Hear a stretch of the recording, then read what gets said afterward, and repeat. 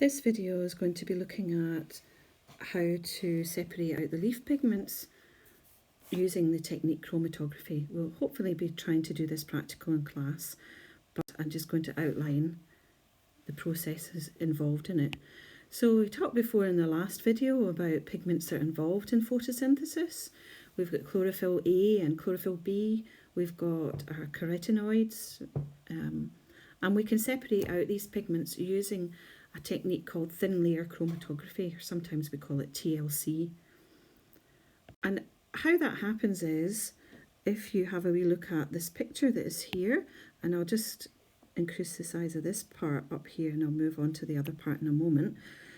You take some leaf and you grind that leaf up along with some sand in this mortar and pestle here. And there's also a little drop of a solvent that's in there as well to dissolve the pigments into it.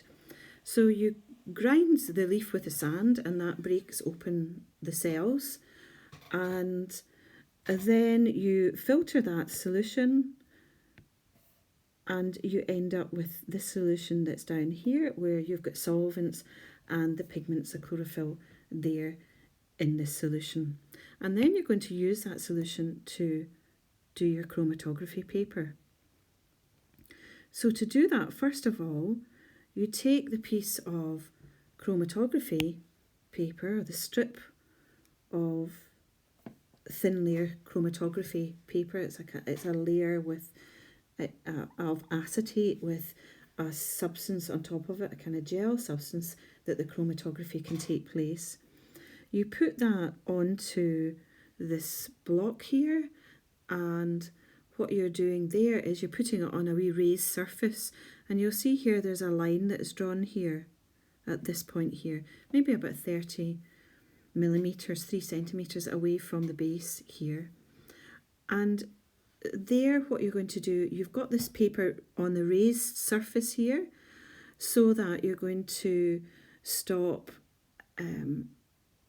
dirt contaminating it, or you're going to stop the spreading of the dot of pigment that you're going to put on there. And what you do is you use a kind of tube, a capillary tube. It's a thin glass tube, and what you do is you just take some of that pigment that we've just got before that was up here, the solvent with the pigment in it, and you just drop that on an area here to spot it. And then you dry that with a hairdryer to spot dry that piece of pigment. And then you spot it again, and you dry it again, and you spot it again, and you dry it again. And you repeat that lots of times. And you're doing that to try and get a concentrated spot of the pigments.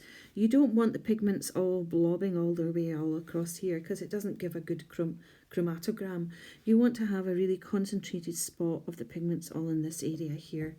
I suppose I should really have this in green colour. And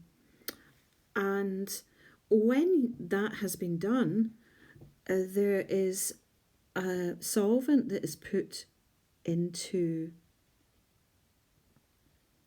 a test tube. Sorry, I should say beforehand, before that happens, this piece of paper that's here, it's put into just in a wee slit on a rubber tube here, and it's put into a boiling tube just to check that it fits in properly here and it's not touching the sides. So then you would take that back out. You would then add some solvent into the boiling tube, and you don't have the piece of paper there, you just put the stopper back on, and that lets the solvent evaporate all round about in that boiling tube as well, so that the whole atmosphere there is laden with solvent. And then what you do is you take that piece of paper that's got the spot on it, and you position it into the test tube, and you make sure that when you position it in the test tube that you've got the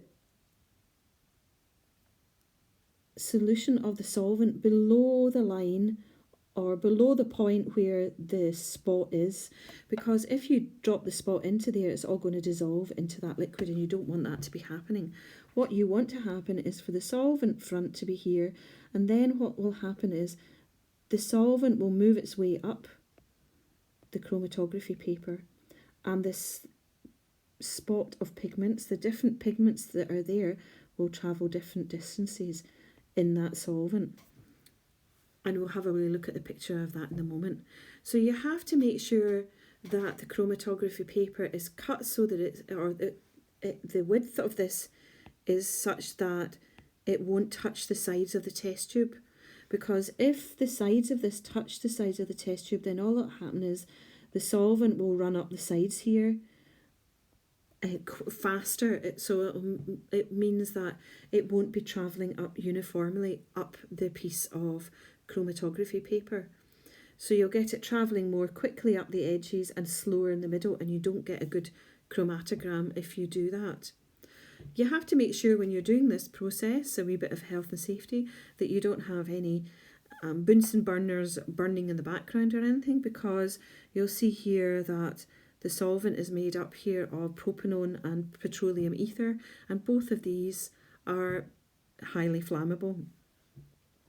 So once you've run your chromatogram, what you do is the solvent, say this is a solvent here, it will move its way up this bit of paper evenly, and as I said, as it does that, it will separate out the different pigments. Different pigments travel at different speeds depending on their size of their molecules, and you will end up having the solvent front eventually moving up to round about here. And as soon as it gets up here, you would take the piece of chromatography paper out of here, and you would mark on there very quickly where the solvent front has got to. And you will end up with a chromatogram that looks something like this. So here you'll see here you've got a wee pencil line. You use pencil to draw this, the wee line of where you've started, and that's the line of the origin, that is where your dot has started from. And then you've got this line here, which is your solvent front. And you'll see the different pigments I've separated out here. Xanthophyll here, chlorophyll B, chlorophyll A, and your carotene here. Now what you do now is you work out something that's called an RF value. And to do that, you would measure, using a ruler, you'd measure the distance that the pigment has moved from the origin. So for example here, up to here, that's your xanthophyll, and the distance that has travelled in millimetres or in centimetres. And then the other figure that you need is the distance moved by the solvent front. So that's up here, so you need that figure. And from that, you can work out an RF value. So say this xanthophyll, for argument's sake, we'll just say it's travelled 1 centimetre and the solvent front has travelled 10 centimetres, then the RF value would be 0.1.